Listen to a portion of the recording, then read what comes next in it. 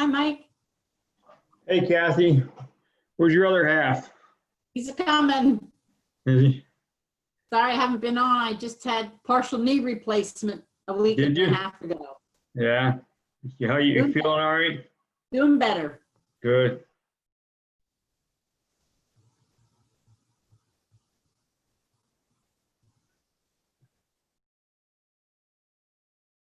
Hello, Mike.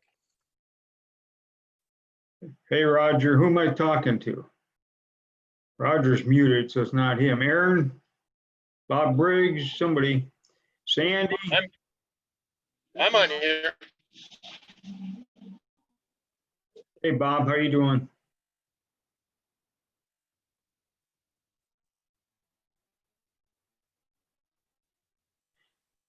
Sandy, why don't we start with you? You got to unmute your microphone down in your audio down in the left corner. Mute. There. Okay.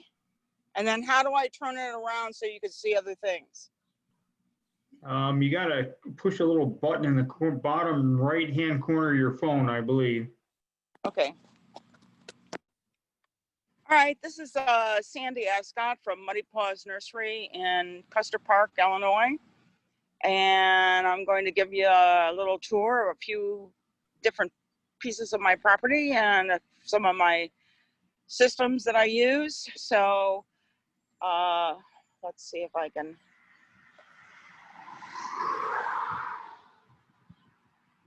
Change. I don't see that I can do that, but anyways, this is my sign. Can you see it? Welcome, plant lovers. I can see it. Okay, well, that's my outside sign by my highway that people can see going by. It's got a red background, and actually the letters on that are actually a reflective white, so even at night people can see the letters, although they're zipping by here at 55 miles an hour, so I don't know how much they actually get to see. But this is the front of our property. Most of all these plantings are things that I put in. The only thing was this stand of lilacs and these 2 crab apples. Everything else was pretty much stuff that I put in over the last 15 years. So I'm going to try to see if I can figure out how to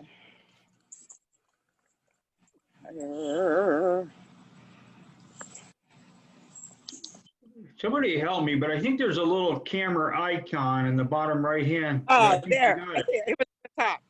It was at the Okay. top. So people have asked about my golf cart. This is my golf cart.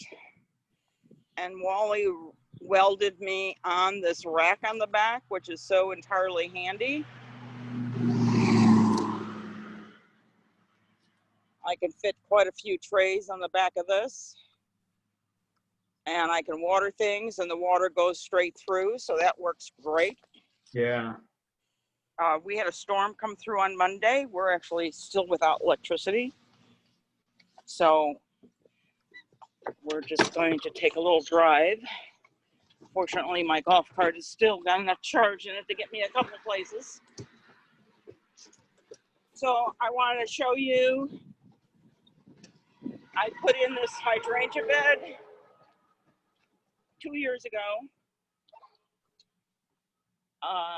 Some of them are proven winners. Some of them are non-patented hydrangeas. So this is what people can see when they come up my driveway. And, you know, some of them are, I've been adding little, you know, there's salvia there, little variegated, what the hell is that? Sedum, I guess. And then I've got, you know, limelights and firelights and a few other things, some daylilies around this bed. But, and then this is what actually I started with 4 years ago. There's about 6 different hydrangeas in here. This one's a macrophilia, so I can show my customers how stupid they are. and Bobo, Zinfandel, Summer Beauty, Unique, Limelight, and Little Quickfire there. So now we're going to take a drive up to my mist area.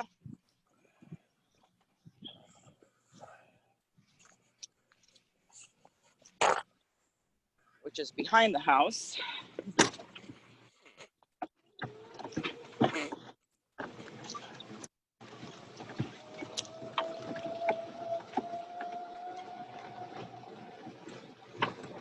And you're going to hear our generator going. At least we got it running so that it's allowing me to water and run a couple things.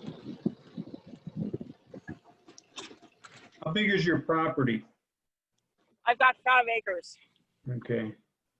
It's kind of shaped like an L. It's more narrow in the front than it is in the back. This is all the back. And there was nothing here either. When we moved here, the guy before us actually raised ostriches here, which customers still remember. So this is how I have my mist set up. And it's just got through misting. I actually had to hand mist it for 2 days until we could get the generator going.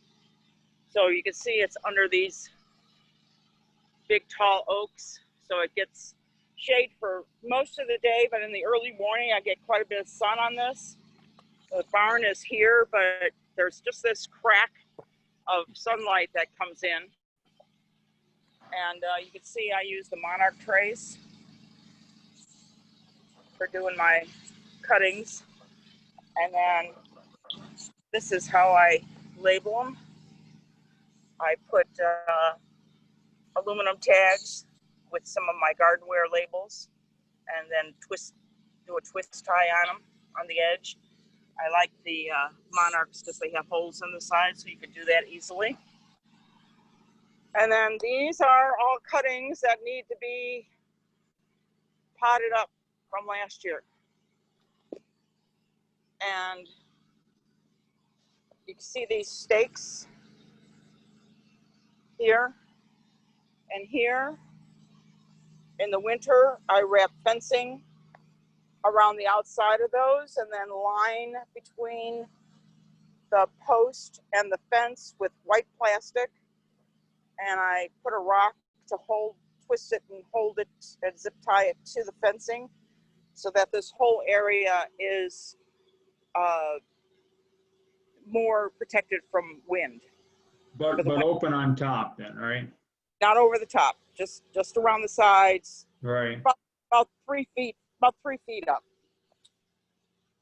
So that way it gets snow and rain or whatever we get over the winter on top of those things to keep them hydrated. My vegetable beds that didn't get any vegetables this year.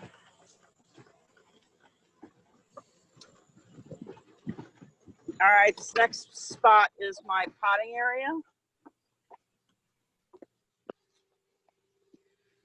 So I've got this middle pile is my bark fines or bark chips.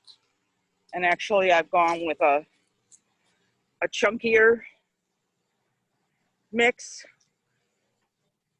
than I started out with several years ago. So it's got it's called a 5/8 mix.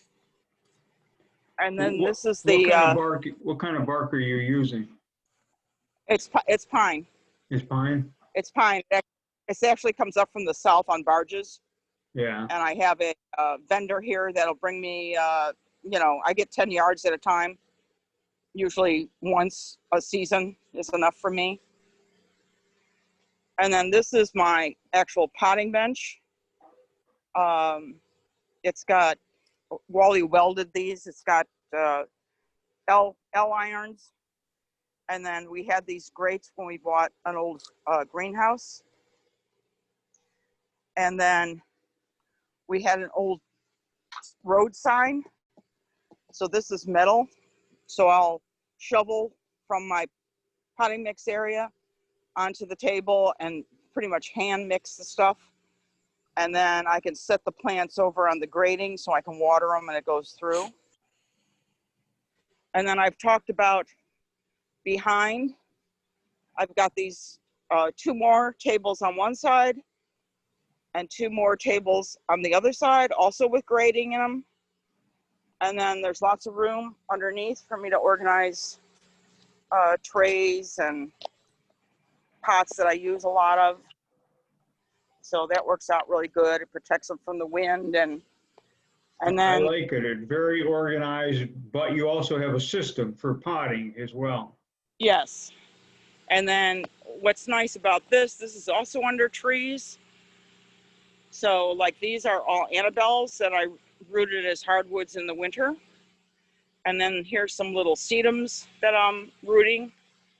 And then these were little baby hosta seedlings that I grew from seed. I don't know what I'm going to do with them, but we'll find some place to put them. And then I talk about monarch trays a lot. You can pre-mix them, and what they do is they kind of set on top of each other nice without falling over. And that way, when I'm doing cuttings, I don't have to stop and mix each tray or anything like that. What do those things sell for? About $6 a piece? No, they're actually more like $2.50, but the shipping ends up bumping them up another $2 almost. Who I sells think, them? Stubby, I think it's ST, it's either EUVE, something like that.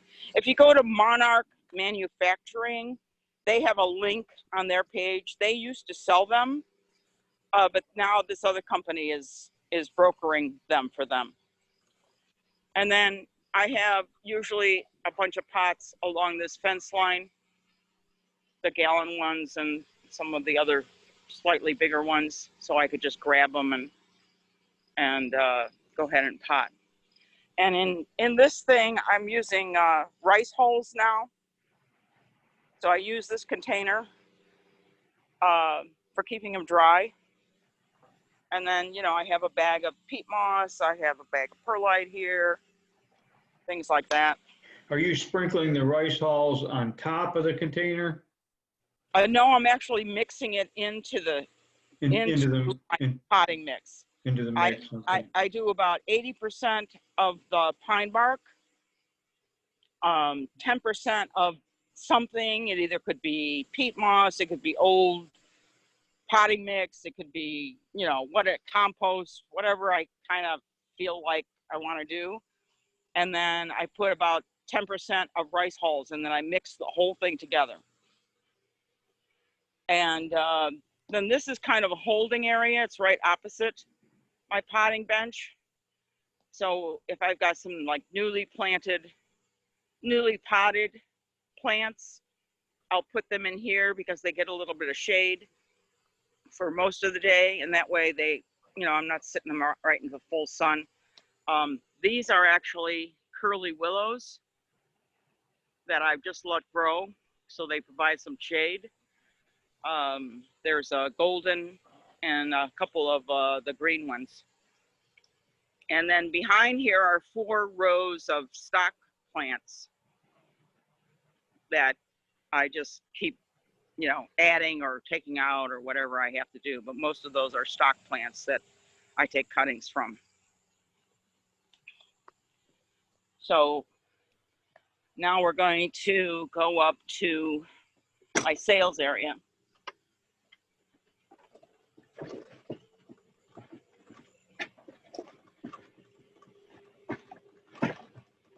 And this is coffee. Come here, coffee. That's my best bud. What a cutie. She's a good girl. Hey, Mike, Yes. I pulled up my order from Stewie.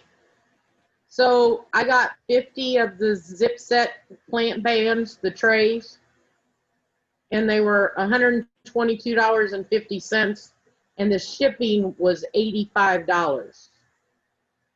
the shipping was a killer Yeah. because they come from Oregon. So Oh, yeah, that would, wow. yeah, and I even asked The for shipping is a only, killer. I asked for only 25 and the shipping was $42. So Right. no difference. Yeah. Just Yeah. thought I'd let you guys know. I just ordered some, a month ago. So okay, I've shut up, Sandy.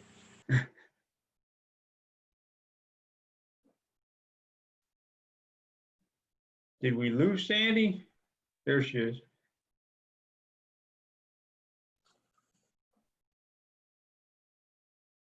Sandy, your microphone is muted. Okay, is that good? Yep. This is my daylily growing area. I don't know how many different kinds of that I have in here, but there's quite a bit. Most of these are non-patented, and I try to only keep a couple of the patented ones so I could at least show customers what the flower looks like. I don't know if you can see into the sun here, but this goes probably over 50 feet, and I have most of my stock lilacs in here.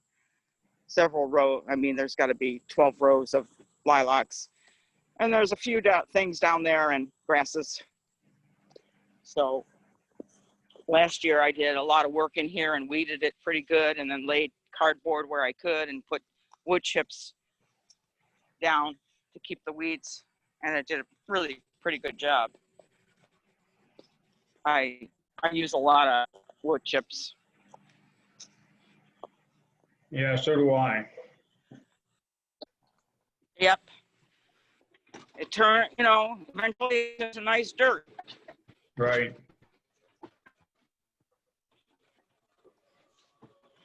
Talk really quickly about your sales, this year, how things have been. Well, I've been at this a long time, and the sales the last few years have been 100% better than they were, let's say, going all the way up to 2015. Facebook really, is a game changer. If you know how to work it, it will bring people. I am out in the boonies. I mean, the two towns next to me, I think only have 5,000 or 6,000 people. So I bring people from 40 miles away by using Facebook. And a few years ago, I actually was going to the farmer's market just to be able to move some plants. Right. You get, by the end of the summer, you get kind of tired of taking care of them. Right. So, I got 2 farmers markets and went to them, and that gets tiring too. But it did bring people, and people that come here now remember me from then. It says, "Oh, weren't you at the farmers market?" I'd say yes. So, but now I'm getting them to come here instead of me having to go and find them. Right. That's an important point too, because I routinely see people travel 50 or 60 miles because of my, presence on Facebook. Well, I'm probably an hour and 15 minutes from Chicago. Indiana is probably over an hour away.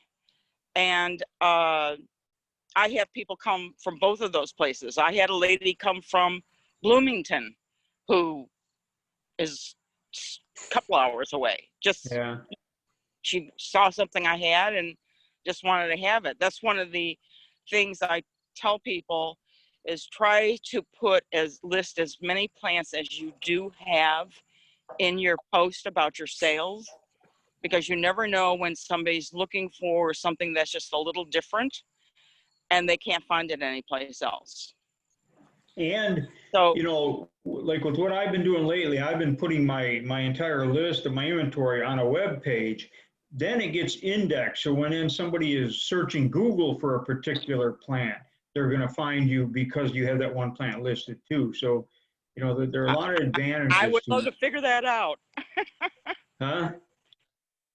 I would love to figure that out. It's really simple. All you need is a website. Do you have a website now? No.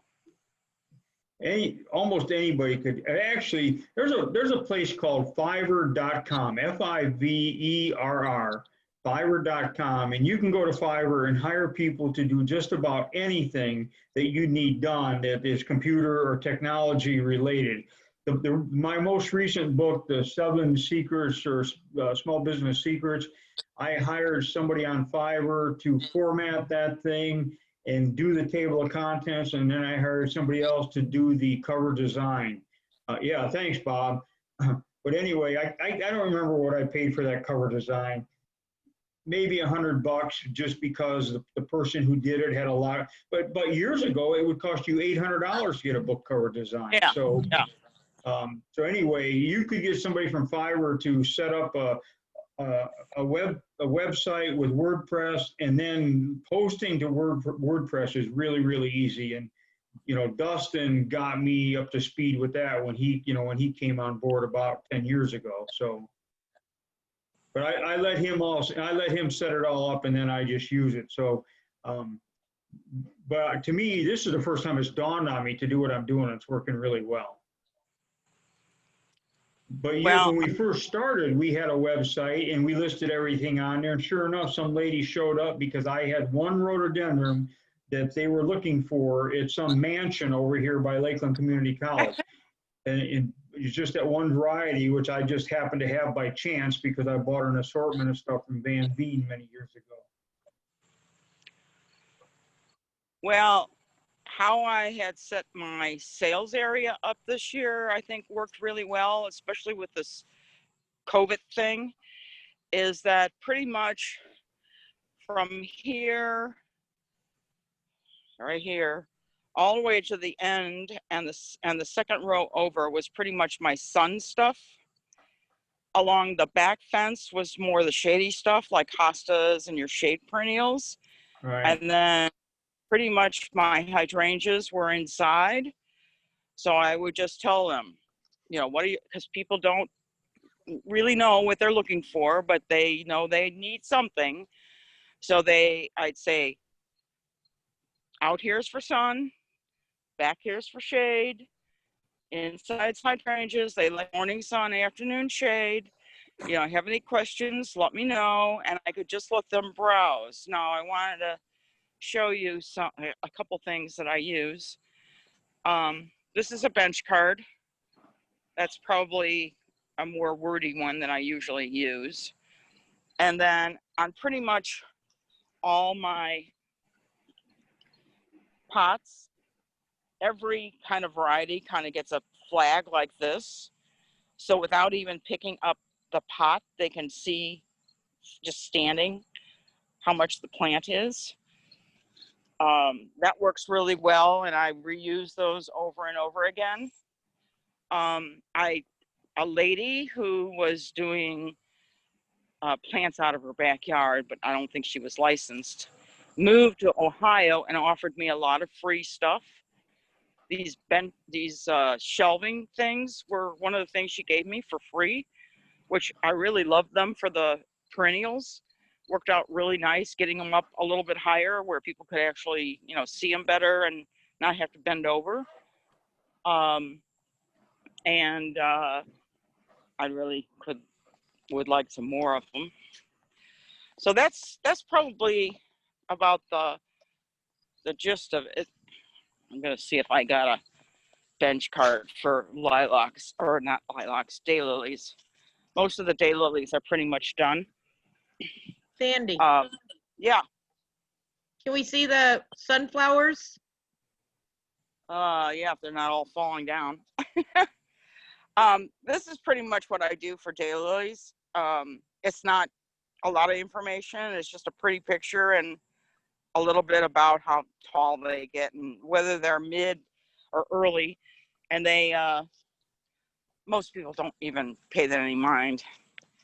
Now, this other hoop house is one that is an equip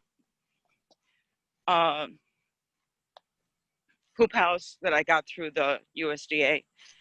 and you need to grow something in there. So I put sunflowers, and without the watering the last couple of days, they're kind of hanging. But I actually did this with, I had bought this thing off Marketplace for real cheap. And I had, see, they're not as pretty as you remember, Regina. But these are actually pro-cut single stem, although look what's down here. But I'll be cutting most of these heads off and giving them to the squirrels. But all I did was put soaker hoses down and grew them like that. And then the only last area I want to show you is willows, and then I'll be done. Oh, I didn't show you my hosta display area, but you'll have to forego that.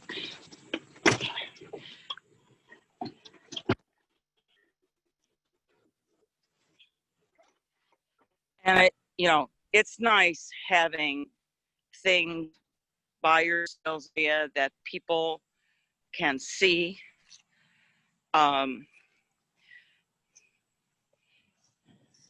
This is an allium, Summer Beauty.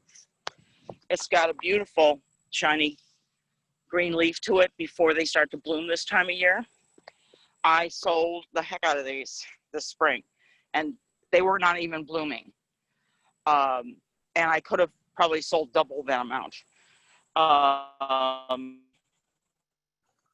Luna white and Luna red hibiscus. And then, of course, anytime any of the daylilies starts popping up, people will go through your daylilies like crazy.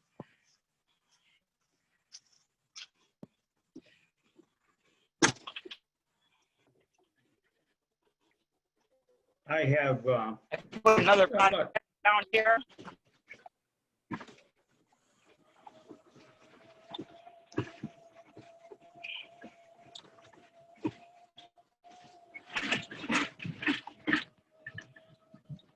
These are my willows. They're up on a hill. I've got my original areas back there, and then this is more of a new one. It's 3 or 4 years old. Though most of those were coppiced all the way to the ground with a chainsaw in the spring. And you've got lots of nice stuff coming up for cuttings to grow more of them. right. I've got, I think, 10 varieties in here, and I've got another 10 varieties that I need to plant out. So that's about it. Anybody have any questions?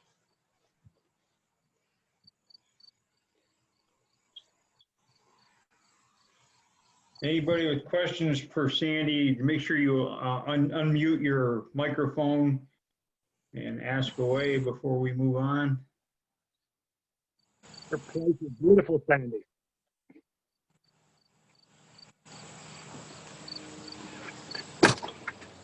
I think, go ahead and repeat that. I think we, I think it was a little muddled. yeah. Who was it? Was that you, Joe?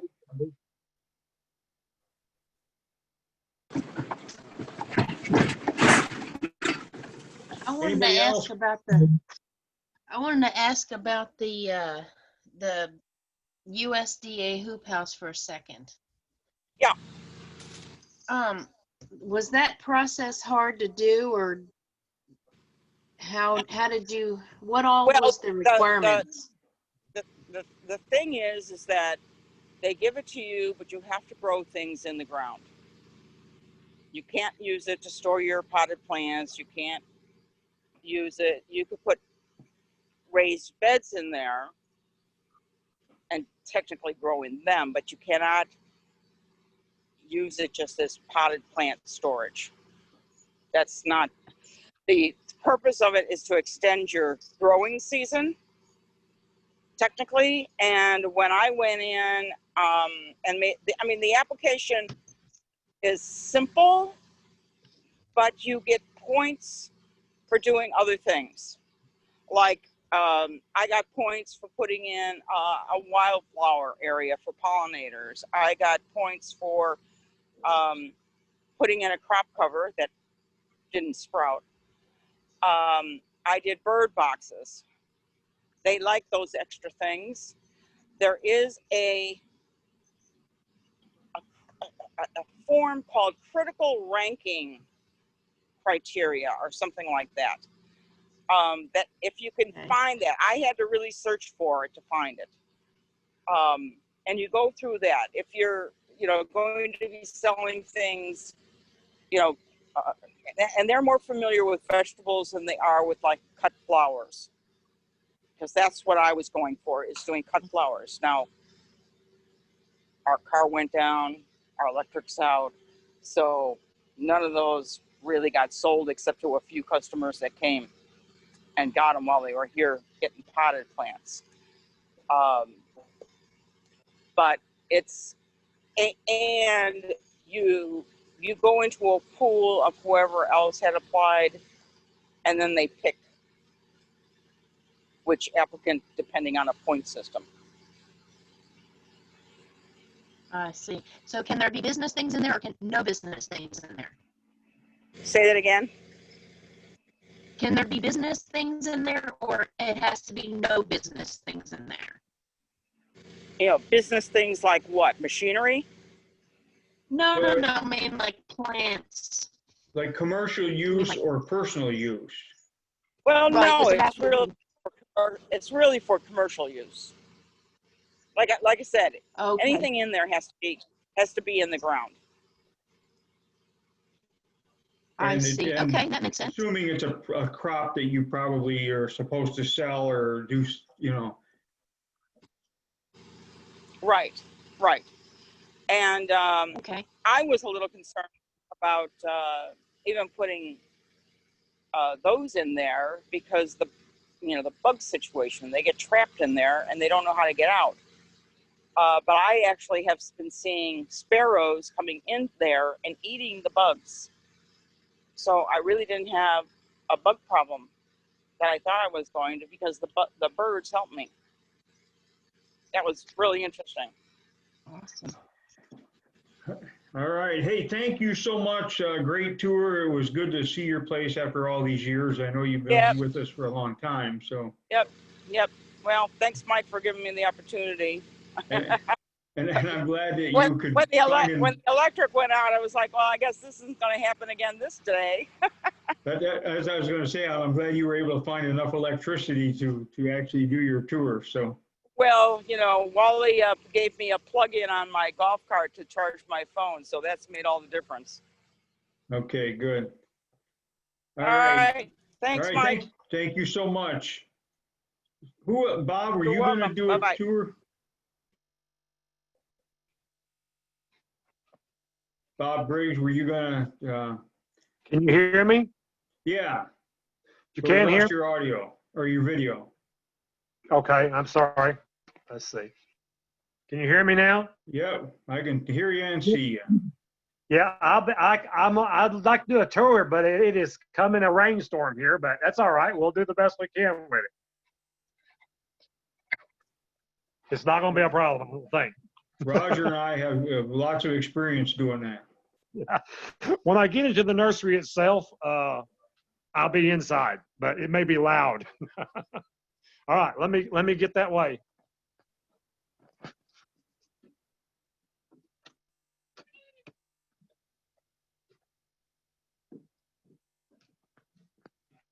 So how do I switch this thing? There's a button at the top or the bottom. I think it looks like a camera, at least on mine. I'm not sure. There, you did it. I'm standing inside the house. My nursery is literally right outside the door. And it's raining, so I'm just going to walk that way.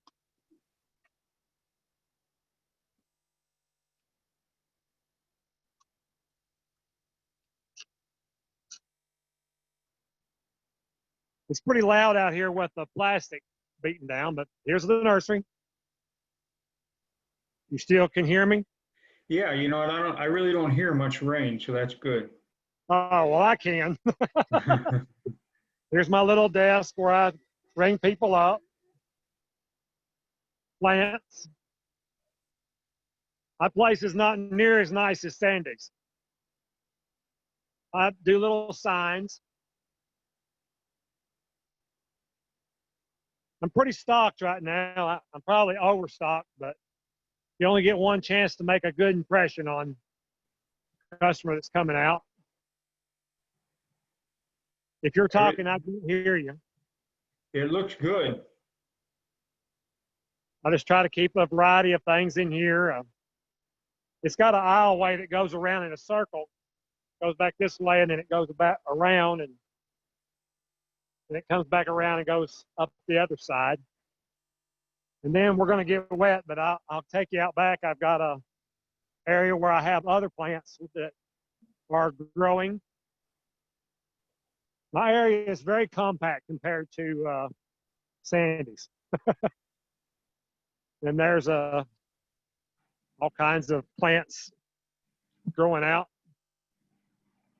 Hey, Bob, on down to, yeah. what are those black Hello? things?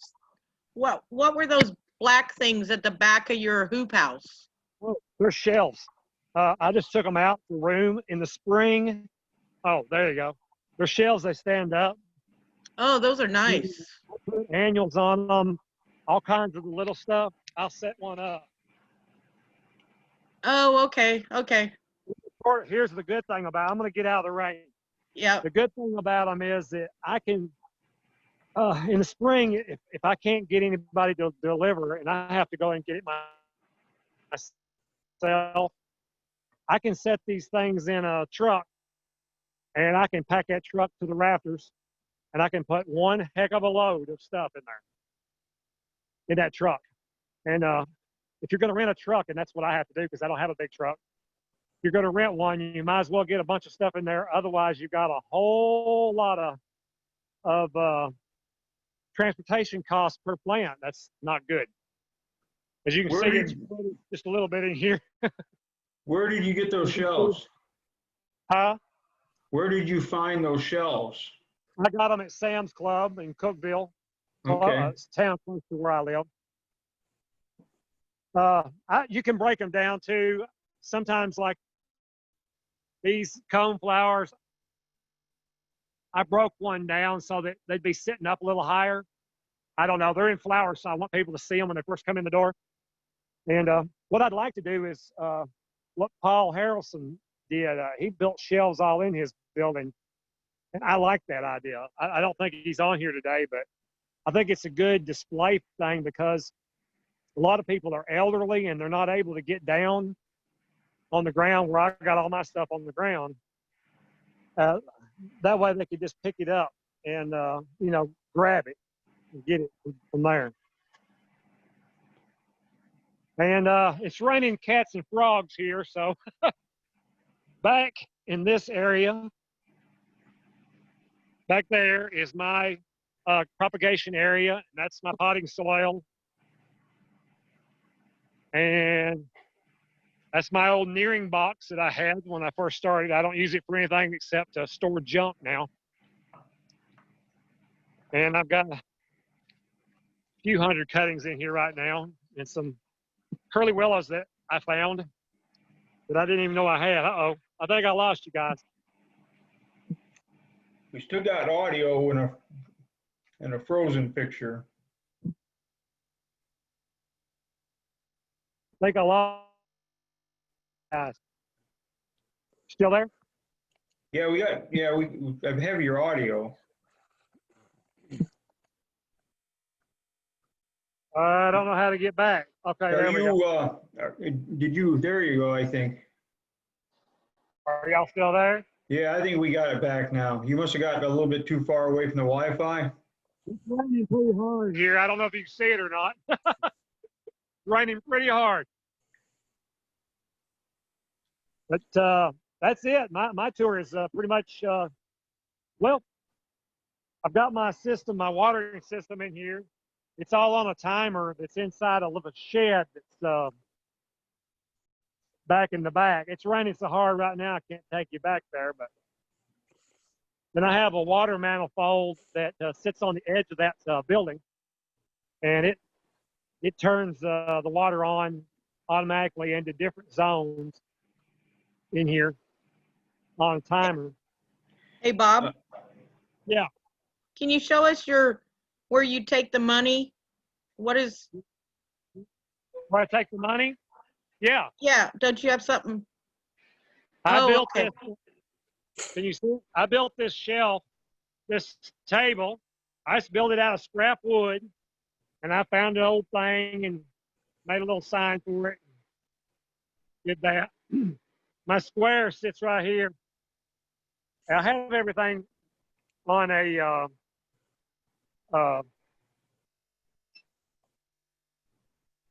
there you go. Oh, On, like Walmart does when they, yeah. Now I have the barcode on the pot, but it's a lot easier just for me to take these little things, and I can ring something up lickety split. So I'll show you. Let me. Yeah. It's like when you go to Let Walmart me- and buy landscape stuff inside. It is. It is. It really Nice. is. Let me get back to checkout. So there's the checkout. And say a customer, I can just go down there here. Boom, boom, boom, boom, boom, boom. See? Can you see it? $105.16. There you go. There you go. Nice. Very nice. And this thing now, I don't know if everybody needs one, but I sure love this thing. Mike, I think you have one of these, don't you? You know what? I've got one, and I actually shot a video of us using the thing. I just don't have it posted yet. But like you, I love like it this a thing. lot. It really works great. You love Yeah, it? I bought Yeah. just the little hand thing that the card goes in, and I see it on my phone. But I had that, but what I like about this is it prints a receipt with all of your information on that receipt. I can, interesting. then on back here is my cash drawer. It's just I just took an old drawer that I had and I just put it in this thing. There's the money. And I keep a padlock on it. I don't know if you can see it or not. Yep.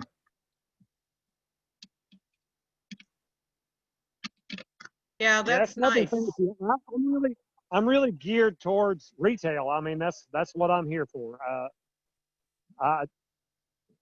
As you guys know, I've tried hard to build it fast, and I don't know if that's a good thing or a bad thing because this year has been a real eye opener because I'm first time being full time this year, and it's scary. I mean, I'm gonna be straight with you. It's very scary, and but so far so good. But that's what the man said when he jumped out of the 10-story building when they asked him halfway down.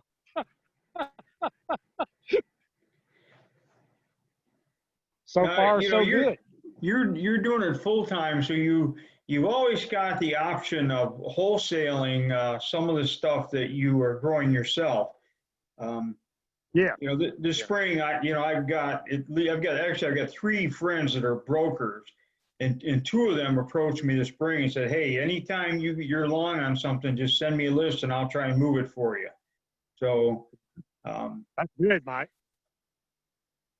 Well, Mike, I enjoyed your book. I know that's not what this video is about, but the book was good, and it's really opened my eyes about my most valuable customers. I mean, why don't I know this information? And it's changed my way of looking at of the nursery.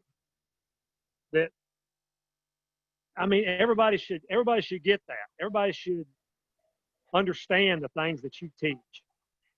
And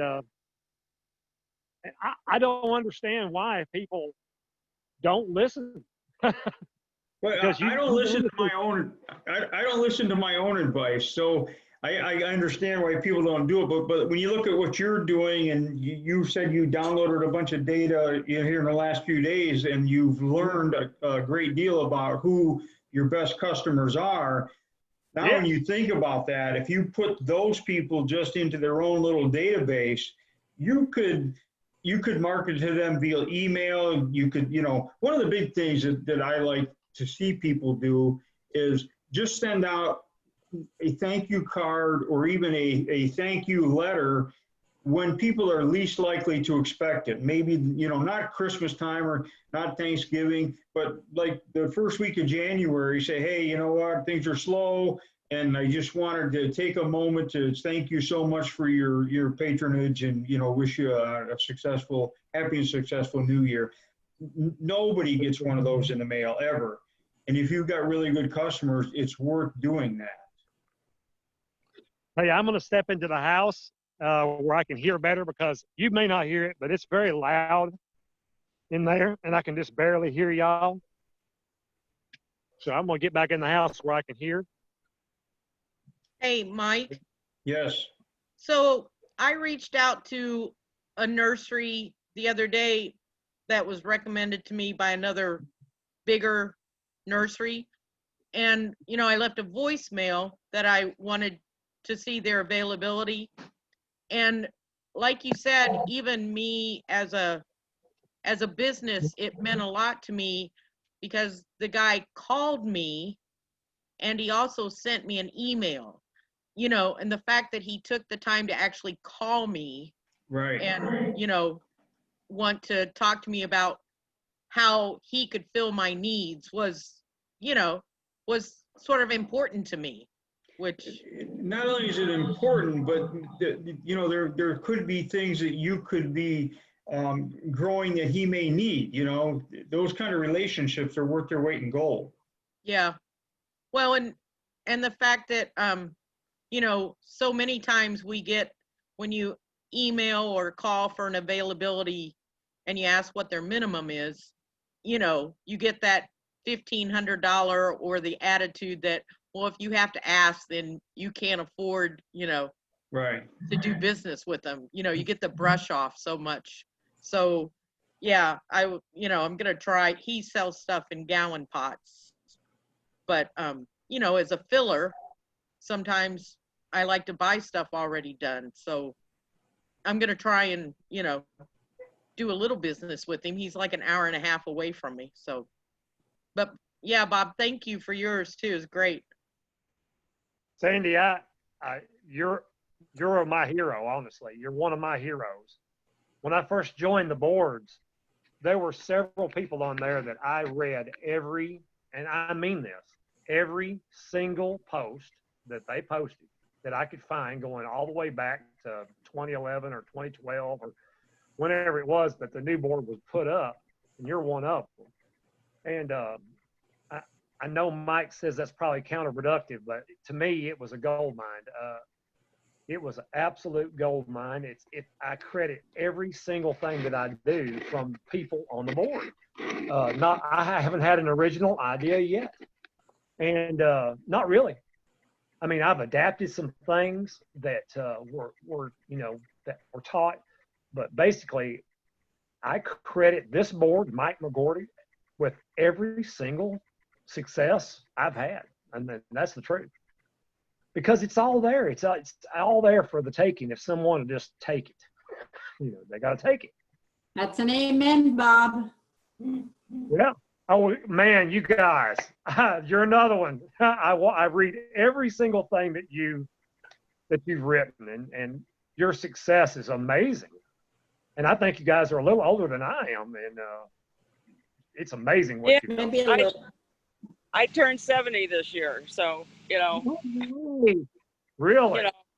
well, we'll have to see how long my muscles can stay with us. But I found Mike's board when we bought our property in 2005, and there was really no landscaping here to speak of, and I wanted to find an easy way to make more plants, and I found his site for making free plants, and that's basically how I started. So, in those days, you didn't have Facebook.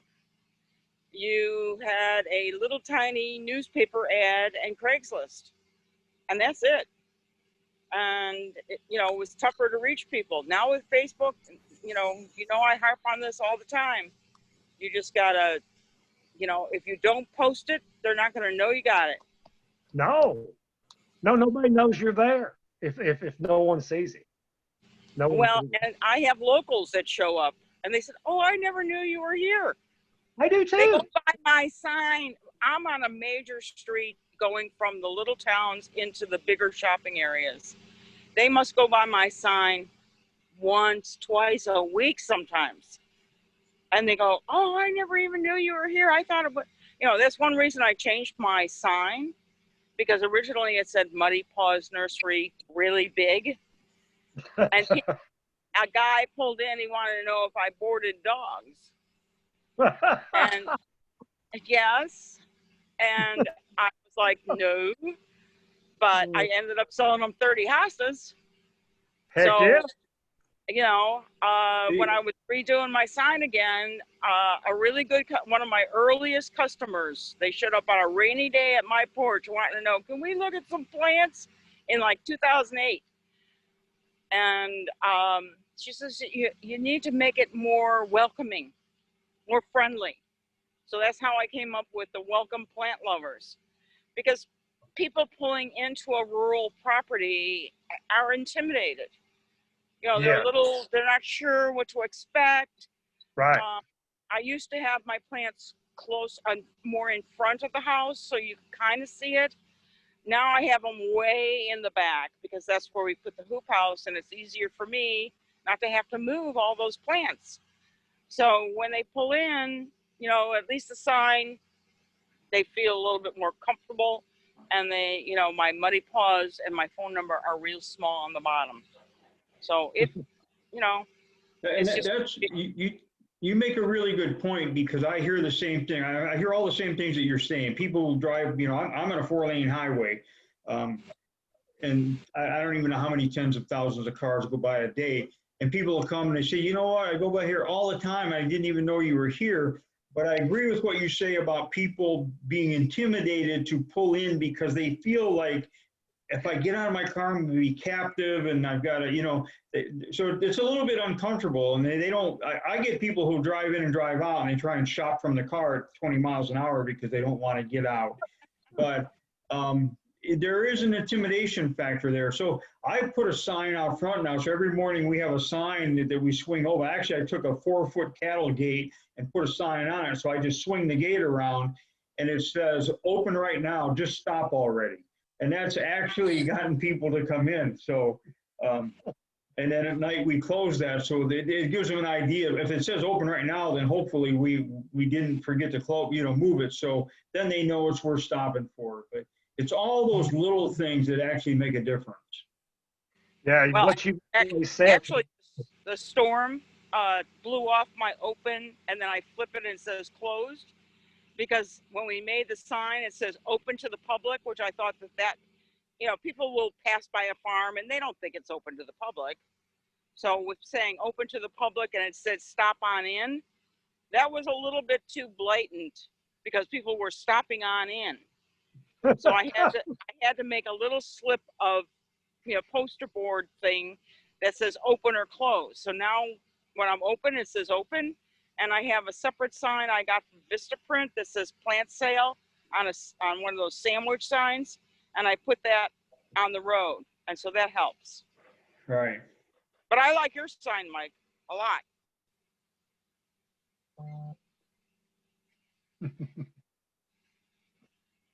Anybody else want to jump in here? Questions? Anybody else interested in doing a tour tonight before we get out of here? Hey, I wanted to say something. You might look for our Decatur. Somebody started a group called Support Local Decatur Businesses. And I actually had a couple customers post on there, but it was a group that was made after COVID. And so people ask for recommendations, or they ask, or like the first one, was a customer who, touted my nursery and said, hey, you need to stop out here.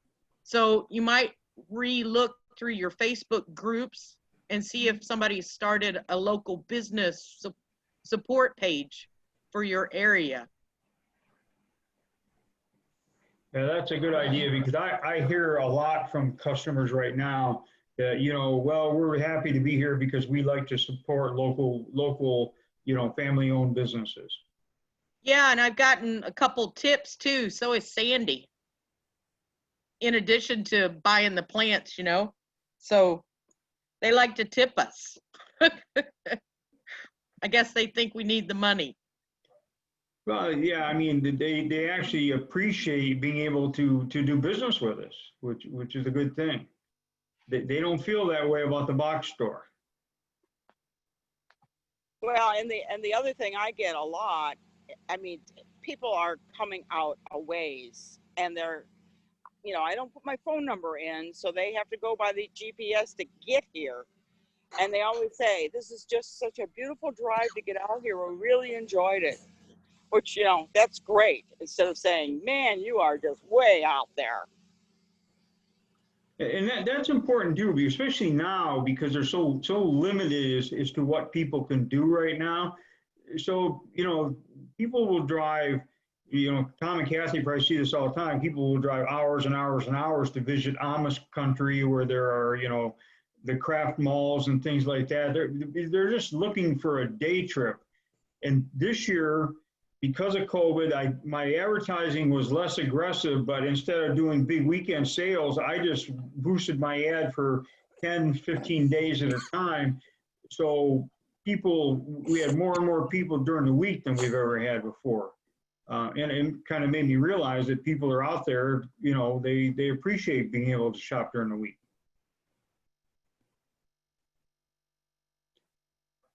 Thank you, Bob. Thanks, Bob. It was great to see it. Yeah, hey, thanks, Bob. It was. And I agree with you with the putting stuff on tables, even though I did it at one time, but having permanent shelves or any kind of shelves in that hoop house would be great because you're right. We do get a lot of elderly customers, and for them to bend over and have to pick something up at the level of their feet is challenging, and there's a possibility that they could get lightheaded and fall. But if there was a shelf that they could kind of grab onto, I had a lady that fell a couple of weeks ago. She was with a walker, and her daughter, she was elderly, and her daughter was helping her around, but she insisted on being out and walking around, and she fell. Unfortunately, she didn't get hurt, and she wasn't fazed by it, but it's always a concern. My first year, a woman in her 80s took a nosedive. It was terrible. It was terrible. It panicked me. I'm insured, but yeah, I don't want anybody to get hurt, especially an elderly woman. And I always warn people, you know, hey, this is not level ground. You know, my place is not level. You know, but they insist. I'll tell you what. We'll get people that will pull in, and of course, it seems like half of my customers have a handicap placard on the mirror. But some people will pull in and they're like, you know, where can we park? You know, we don't get around very well, or he doesn't get around. I said, you know what, park right there. And if you need help, you know, I'll put you in the golf cart and drive you around, or if you want something, I'll go get it for you. You know, so they're not going to get that most other places. And that's what separates us, you know, from the rest of the plant selling world. That's the truth. And I People really like that too, Mike, because we have a golf cart too, and we had some people out here this year that were just, they were pretty incapacitated, to say the least. And I get them in the golf cart and drive them around, and regular customers said to me, they were teasing me. They said, well, Weidman, you got a new job, huh? I said, yep, I'm now the chauffeur around here. So, and right. We do, and it really helps the people. They like it, and they're thanking you the whole way to the car. Yeah. You were talking about people driving long distance. We're in the middle of the Amish country in Lancaster County. We had a lady drive all the way from the southern end of Virginia because she saw on our Facebook ad that we had dapple willows. She came up and bought 40 of them, and then she came back 2 weeks later and bought 20 more. So Facebook is it. Wow. Wow. They never cease to amaze you at what That is length wow. they're willing to go to, so. I know. Well, one And of there's a the, lot of people in our area in Lancaster County. I think our population's around 450,000 people in this county. And one of the things that amazes me is how many people come here because of the Amish. And there's a lot of greenhouse people up here in Lancaster County. And people make day trips from Washington, D.C. area, all those places. We now become a part of that. Now people are stopping here because they didn't see us on Facebook. They were here shopping at some place and saw our signs. Right, yeah, that's good. That's it real. is. well, That's one of the things that I did in my ad this year, you know, because I required people to wear masks, and I said, you know, to be in the sales area, you have to wear a mask. But you know, if you bring your kids, that they can run around in the 2 acres of grass I have out here, and you know, that's what people did. They came out, and the kids could run themselves ragged, and it actually took, you know, the pressure off the parents trying to keep them under control in the sales area, and they just, you know, went out and they just ran around and had a good time. So that worked really good. We had days where it was so busy. I was hoping the children didn't come just because of the parking situation. We just had inundated with cars, and I was scared they were going to run into each other. I was directing traffic and selling plants at the same time. It was just crazy. I've done that. Yeah. Hey, Bob, one question for you. What Yes, sir. percentage of plants do you propagate yourself that you sell, do you think? I haven't run the numbers. Can you hear me? Yeah. Can you? Yeah. I haven't run the numbers, can but hear I you. would, this year it was at least half or a little less probably. Okay. But I'm not sure that I'm going to be able to maintain that ratio myself. I'm not. I don't know.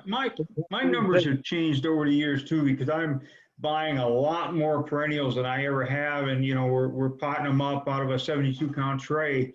And we still rooted a ton of stuff. And right now we're in the process of taking things out of the sand that we rooted in June and getting it hardened off a little bit and already putting it into pots. Like the Annabelles that we rooted April 1st are already selling. I'm probably going to be out of Annabelles by spring. I need to work on that.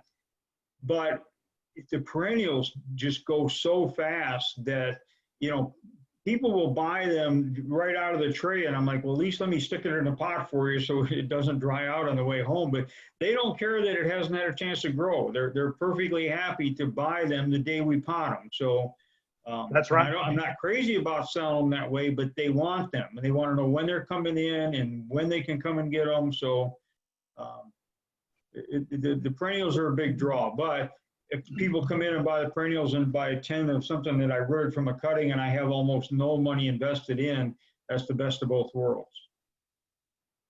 I agree. Perennials over shrubs every day anymore for me. Yeah. But then last weekend I sold, I think 70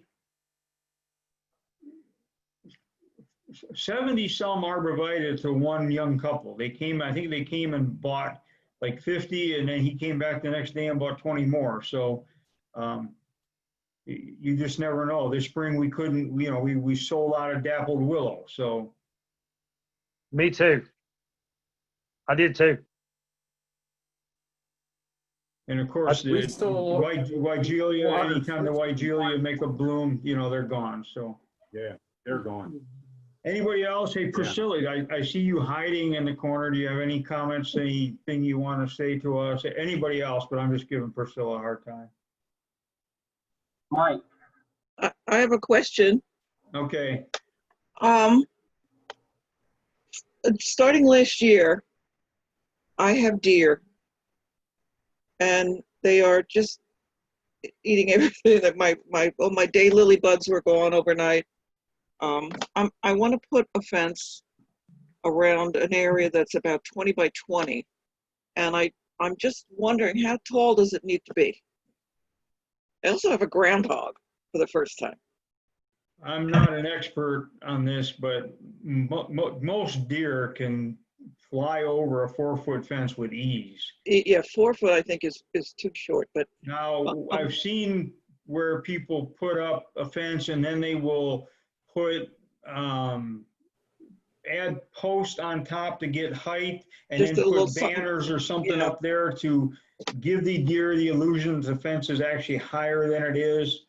So I don't honestly know, but I'm thinking ideally a fence to keep them out would probably have to be 6 foot. Anybody else know more about that than I do? There's other people have also said shorter fences, but are close, 2 rows of them close together, because deer won't jump over something they know they can't clear. So if there's 2 short fences right by each other, they Right. Oh, won't with a clear that space? short fence. So they don't have Yeah. enough room to land in between them. Yeah, Right. Just a few feet apart, you can get away with a shorter fence. Some people, then you can grow things in between them sometimes too, keep away. I mean, they don't like certain things, barberries and things like that, that'll definitely keep them away. The groundhog, I That, would recommend. we get a lot. I'd recommend a live trap him and then, put some apples or something in there and then take him for a ride someplace, yeah, I don't know. I'm on Long Island and they're developing it just way too fast, and a lot of things. We have golden eagles all of a sudden, which Really? is very. They've never been here, so things are working their way down, I guess, and it's really becoming an issue. With guys that raise deer around here. And years ago, I did business with the Rockefellers. They owned a huge farm down in North Carolina, 200,000 acres, I believe it was. But they had an area where they actually raised deer, and they used, I think it was around 10-foot high 10? fencing, chain link. It wasn't chain link, but something similar. And then they actually had 2 strands of barbed wire on the top of that thing yet. God. To keep the deer in. If they can get a running start, they can clear a pretty high fence. Wow. I don't know that I want to go with barbed wire. I was thinking 6 foot with, like you were saying, like just some kind of just something soft that looks kind of like a fence, so Yeah, they think it's too high. Can I tell you what we did? Please. Well, we live out in the country and there are deer all over the place. Right now I'm making a cloche to put over my elderberries that I planted just to keep them away. But we took an area that we put our mother plants in and put the 10-foot posts and then the rabbit chicken wire around the bottom. And then we took a 50-pound test fishing line and went all the way around multiple times, all the way up the 10-foot. And we haven't had a deer in there. But everywhere else we've had deer eating everything. Okay, they can't get in there, okay. And then Great we idea, put little fishing line. flags on it so that they can see that it's there so they don't get hurt. Right. Introduce yourself and tell us where you are, because the I'm screen is Barbara. only. I'm sorry, it still says iPad. I'm Barbara Pelfrey. I'm up in Bergenstown, Pennsylvania. Okay. It's south of Pittsburgh. Okay. I'm gonna fix the iPad. I don't know how, but I'll fix it. But it worked. The fishing line works wonderful. 50-pound test. It's easy to tie. It's real cheap. See it? They seem to and see they it. see it. Well, we tied some flags and we've got some pie pans hanging from it so that they can see that and they can hear it and they know that it's there. We haven't had anything inside there. Wow, that might work. And you can go all the way up to the 10 feet. Yeah. They're not going to jump that. Nope. Good. My hostas are going. Oh, I know. I know. They'll just Blueberries gone. And we did the same thing with our blueberry patch. We put Yeah. the 10-foot poles, and then we don't have to worry about the rabbits eating the blueberries, but the deer will graze on them. So we put the fishing line from the bottom all the way up on those Yeah. green, posts that you stick in. That's a good idea. That's a And good it, idea. once again, we put pie pans around them, and the deer have not been in there at all. And it's a Wow. pretty big area, so they could jump in there if they wanted to, but they're not going to jump 10 feet. No. And that's And we made a little bypass so that we can walk through, but it tricks them. They can't see.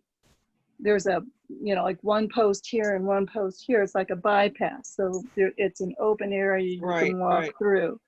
Yeah. Well, that's Someday good. I'll have to show you guys what it looks like. Awesome, Good. great information. Anybody else want to jump in, unmute your microphone and, Hey, Mike, I've got a video of about 12 and a half minutes. I hope I can share if you want stuff I couldn't show before out back. yeah, we can take a look at it. All right, I'll try to get that on here. Get it go through here.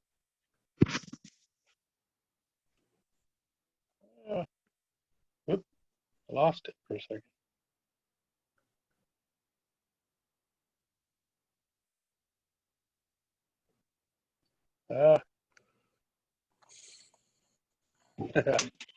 Easier said than done.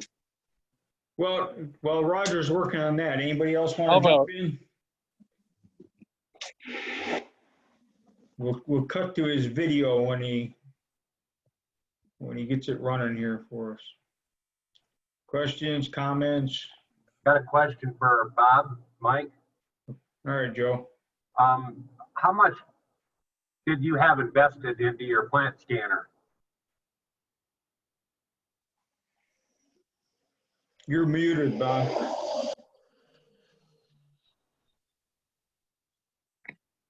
Okay, am I unmuted now? Yep. Okay, what was the question? Question was, how much does it cost, or did you have invested in that plant scanner you had for on your checkout? The barcode scanner? Yes. Yeah. Well, Square wants to charge you a lot of money for theirs, but you can get one. You can get one from Amazon. I don't remember what brand it was. It wasn't that expensive, and it'll plug into Square.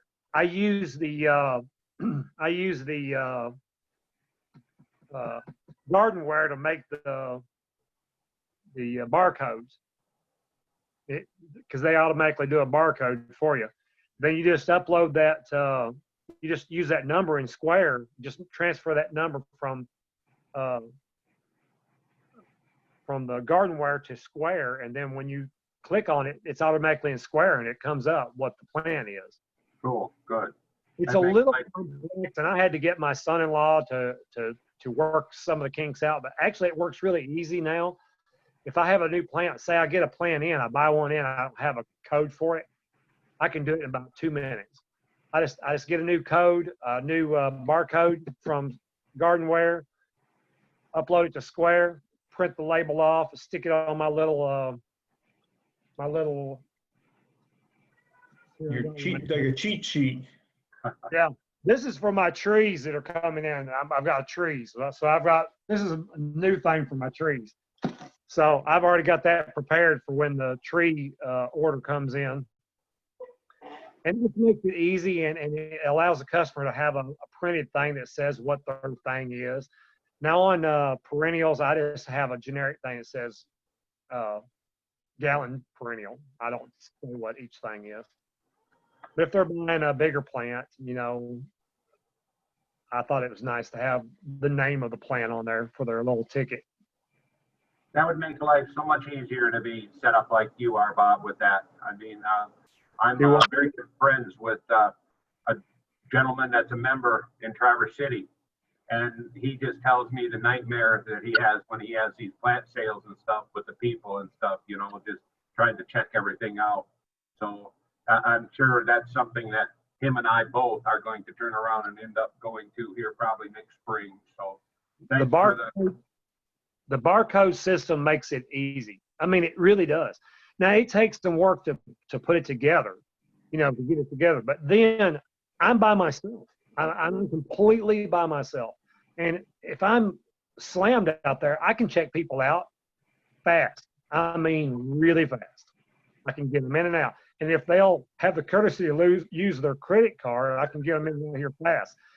But if they dig and get their checkbook or they want to give me exact change, then it takes longer than actually adding it up. Time is money. Time is money. Give me the card and go, Yep, absolutely.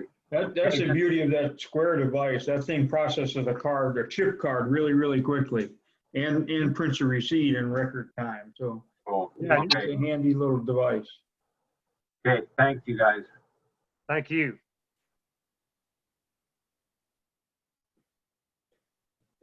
Anybody else, questions? Anything you want to share?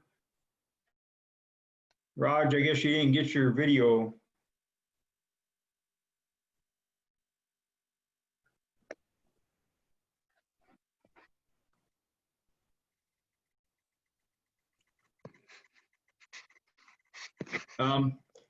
Next week, we're going to do this on Thursday. We'll stick with 6 p.m. Eastern time, but as the days get a little bit shorter, we may have to move that up. And if you guys have different ideas about that, just let me know. But I think it was Craig who suggested that we change the night because obviously he's tied up every Wednesday and can't make it and it's like everything else. It's, even when I do my Shindig most years, I'd like to move it around a little bit so that people who can never make a Saturday event might be able to make a Tuesday event, things like that. So next week, we're going to do this Thursday at 6 p.m.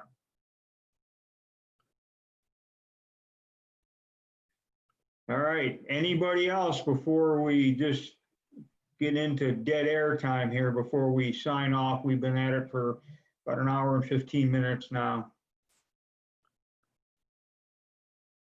If not, then I'm going to sign off and wish everybody a great week and stay safe, and we'll see you in a week. Thank you for the tours, Bob, Sandy. That was great, Thanks, Mike.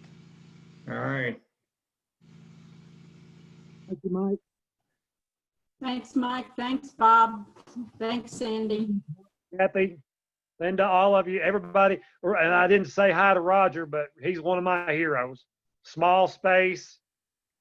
It's ingenious what he's done. Yeah, Roger does a great job in a small area. Yes, sir. I wish you could see the video I did, but I put it all together in one thing today, so I wouldn't have a whole bunch of little ones. Pieced it all together in 12.5 minutes. A rainstorm one day. Yeah. We know rain don't stop us. What the heck? The plants love it. We got to do it too. I made 3 trips to Pennsylvania to see Roger, Neil, and Kathy, and every time it was pouring down rain. We shot video in the rain. So Yeah, but it was only 30 some degrees there when we were out there. it was cold that day, and we were soaked.